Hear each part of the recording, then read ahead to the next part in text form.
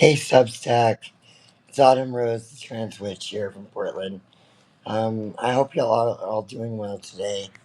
Wow, it's been a really rough couple of weeks. I'm sitting here in a beautiful room at OHSU Hospital in Portland, Oregon, and wow, I don't even know where to get started. So for the last couple of years, I've been having health issues on and off. Couldn't really get to the bottom of it. Would come and go. There was suspicions of cancer. There wasn't suspicions of cancer. It was just an ongoing saga, and I got to a point where I was trying to continue my life, just live on, and figure out what I could when it happened. Well, my life really fell apart a couple of years ago. It was really crazy. The reason I call myself the trans witch is because I had my tarot card reading done by a close friend of mine, Kat. She's in my coven, and this was October of 2024. And she told me one of the things she said that stood out to me was I was going to have one of the worst battles of my life. It would be the worst year of my life. Well, I was working for a company that had pet and maybe a co involved in it. And, I was a GM at the time. I was an LGBTQ board member. I was fighting for trans rights every day. I was fighting for non binary rights every day. And, job was going great. I loved my job. I loved what I did. And I got injured on that job, and things started falling apart there because I'd injured my hand in April of 24, and my hand wasn't healing properly. It affected my CMC, I think CMC 5, 4, and a couple other joints. And I was dealing with being on workman's comp, and then we had a conference in um, sorry, I'm really high on painkillers right now. We had a conference at um, Las Vegas, a management summit. And, I challenged the company I was working at as far as how trans and non binary individuals were being treated as employees by customers. And, some of the horrible things that us trans individuals face on a daily basis in our life, misgendering, being made fun of, the weird looks, you name it, right? So after I made a scene in this board meeting, it was very evident that I became a target. Um, my company slowly tried to push me out the door as an employee that because I was the squeaky wheel to calling trans rights out to the surface. So finally, I ended up losing my job from them in January of 25. Also, lost my baby sister, Becca, in a car accident around the same time. And that was the start of the year of hell for me. Fortunately, with my injuries, even though my company had fired me at the time, I was still able to bring in a solid paycheck. And I had this beautiful home I was living in Southeast Portland. It was a 1916 home. Do you have that drink? I'm sorry. I'm just asking my nurse for a drink. I'm really hot here. Um, so this beautiful home that I wanted to turn into a trans relocation resource home and just be a place for people that were coming from red states to get involved, have a safe place to live until they found their grounding in Portland and restarted their life. So, I worked really hard, and, community living's tough. Like, I remember at the time I'd sold off a bunch of stocks. I invested like $3,000 in just shared community goods in the Sound so these people could move in and have a safe refugee spot to go. And again, I was dealing with being sick at the time. Also, I was involved in a relationship with a person that was trying to make me, let's just say, a piece of property sexually in the relationship and really messed with my head. And it led me to have a mental breakdown in May of 25. And just made my life tougher because I'm already preparing to sue a company for discrimination for firing me while I was injured. And, now I'm dealing with a person that wanted to make me a piece of property. And when I fought back, didn't care if I lived or died. It didn't matter. So I spent all summer last year trying to heal from this. I was going to physical therapy. I was getting acupuncture on my nerve. My nerves were getting tested. They were trying to find out what was wrong with my hand at the time. Couldn't figure it out. At 20% use of my hand. Slow healing. You know, I was also focusing on my mental health because I've always been a big advocate for mental health. If you have issues, therapy is the greatest thing that can help you turn your pain into power. So, I was involved with that and it was going good. And, I had these roommates that were bickering a lot in the house. They were going back and forth and, um, you know, always caused some drama, and I made it very clear that the rules of the house were this was to be a healing space.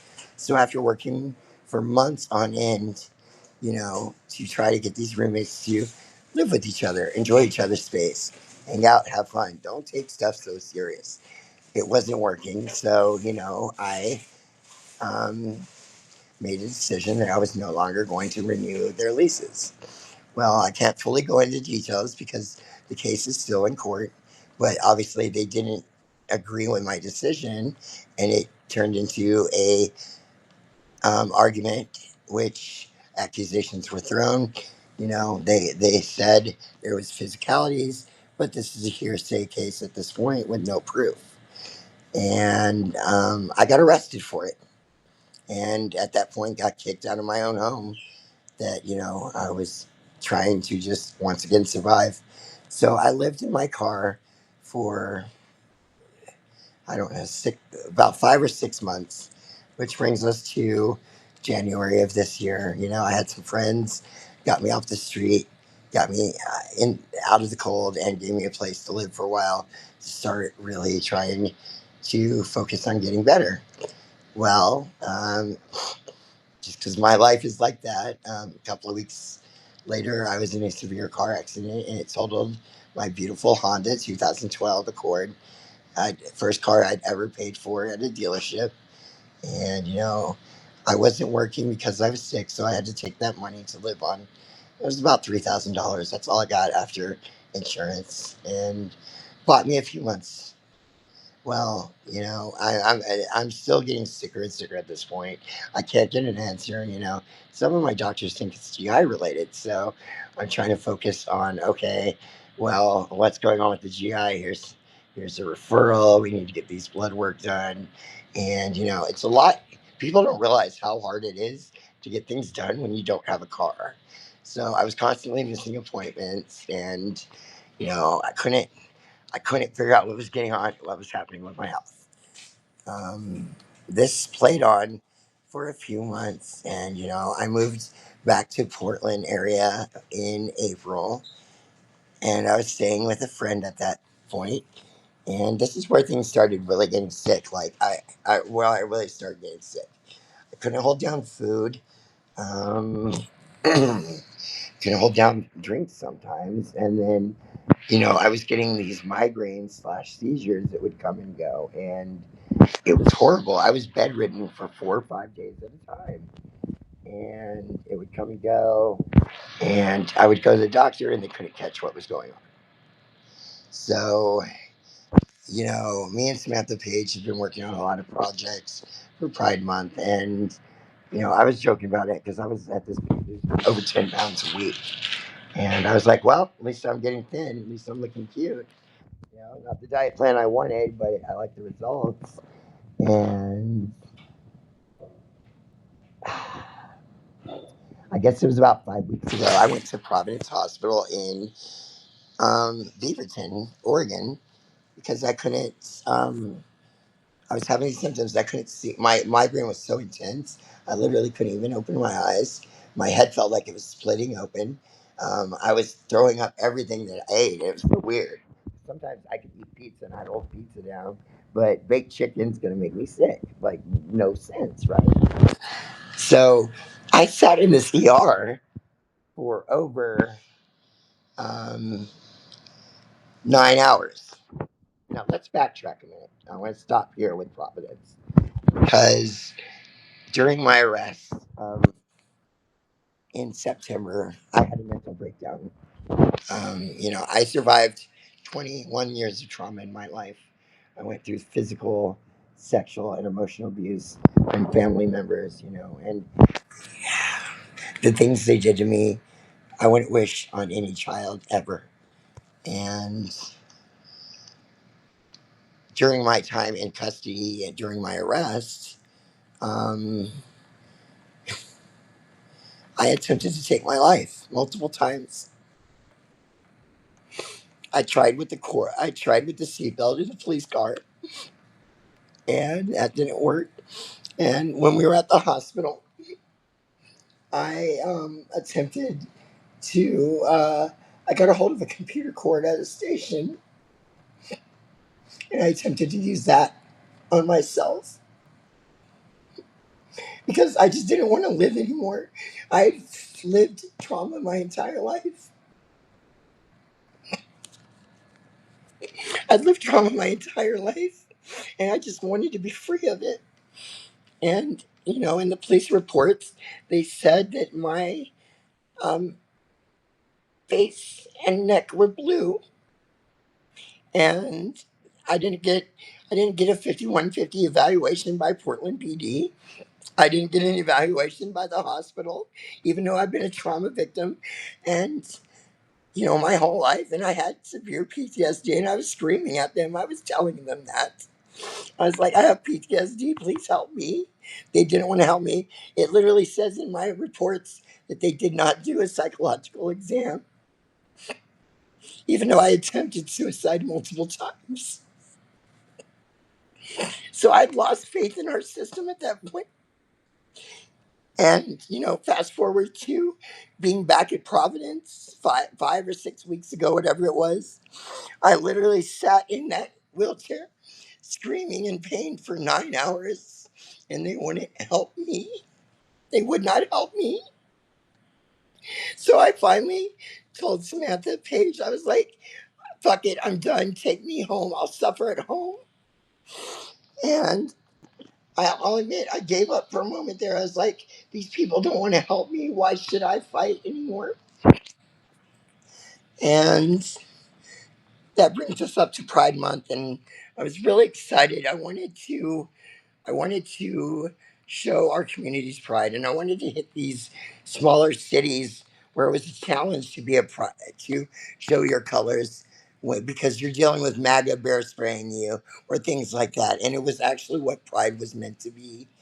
And as sick as I felt, day after day, I got out there in the field and I did what I could to capture the story and to hear people's stories. And it was a blessing. It was a blessing to me. And we dealt with Tommy Allen. He's famous here in Portland for bear spraying people to agitate, start drama at different anti-protest. And we got toe to hell with him. And then we had some issues at Laura Hurst Park recently as well with some of the MAGA, what they call the MAGA chuds here in Portland. And I mentioned it in one of my videos there.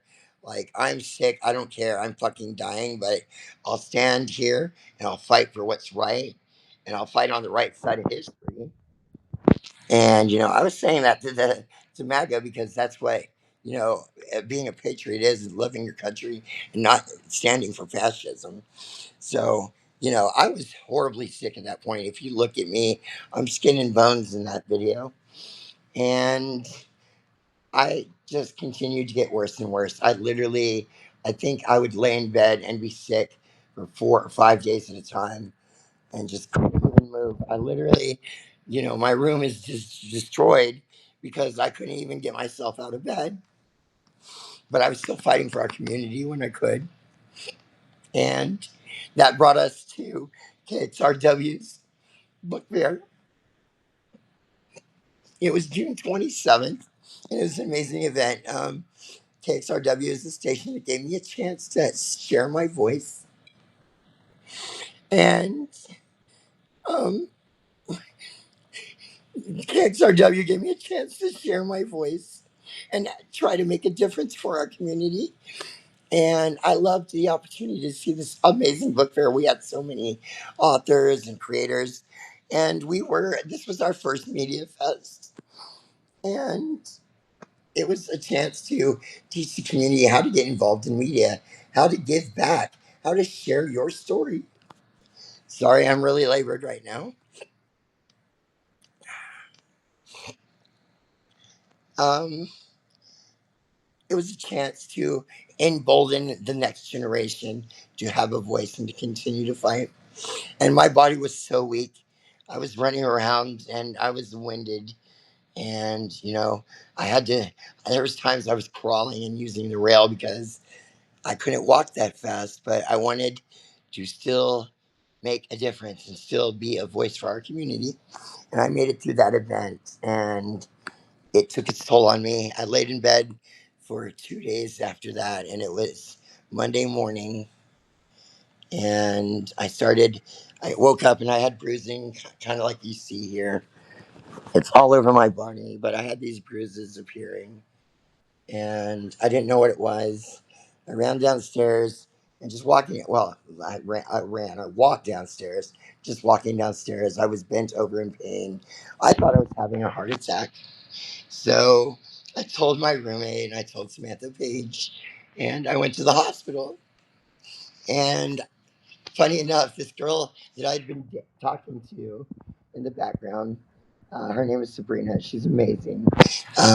She didn't want me to sit at the hospital alone, so she came up there with me. And I figured it was going to be bullshit. They're going to tell me I'm faking it again, whatever. But it started with a blood test, and then they're like, Autumn, we actually need to pull you back. We need some blood cultures. I was like, okay. I didn't even know what a blood culture was, but it was a really cool test, and I watched them do that. And then originally they had wanted a chest X-ray, so I agreed to do the chest X-ray, and there was something they found, so they came back and they uh, sorry, I'm trying to breathe. They decided to do a CAT scan with dye. And at that time, they found a mass in my upper left lobe of my lung. It was 10.3 centimeters by 5.2 centimeters by 7.3. So, roughly, from what I've heard, about 2 inches by 3 inches. Big, huge chunk of my lung is just nothing but a mass. So, pretty much got diagnosed with a form of lung cancer right in the emergency room before even getting transported upstairs. 2 days later, I had done a PET scan and some other things, and I found out that that was not just lung cancer. I was already stage 4. And stage 4, let me tell you, it's rough. It spread to my ribs. There are multiple different lesions and tumors on my back. Um, there is a 5 millimeter tumor in my head that I am dealing with. And then also my T5 vertebrae has been 40% consumed by cancer at this point. And on top of that, on average, my lung is pushing about a, a liter to a liter and a half a day out. And this is just cancer and other nasty stuff. So while I'm not terminal, my body is very sick at this point, and I'm at a crossroads where I don't know what to do because um, they drained me, or they originally wanted to drain me on, I think, Thursday. My friends and my family were here, and they were crying, and it was pretty much made to believe that my family was told I had 24 hours left. And at that point, I went ahead and I had a DNR in place because I just wanted peace at that point. But I let them take down the DNR and do a test. And they told me and Samantha Page that most likely they were going to drain this lung and it was going to be nothing but blood. Well, it wasn't blood, but it was what we're going to call cancer liquid coming out. And they drained over 5 liters off my chest. At that point, it was crazy. I could breathe again, but we're not, it's also a really bad sign because I was literally drowning in my own lung fluid. And I've been dealing with that ever since. So every single day since then, my body is continuing to deteriorate. I am in so much pain. I can barely lift myself out of bed at this point. Um, they are talking about I have a lung tube that will probably be permanent. And, I'm not looking at that much time left in my life. Honestly, even if I fought really with what they're telling me, I'm looking at about a year if I'm lucky. And trying to process that because I'm going to be honest with you, Substack. Like everything I've done for my community and stuff, I've been displaced the whole time. I've been homeless. I don't have a car. I have $90 to my name. And, I don't even have a place to live when I get out of here. At this point, I'm completely displaced.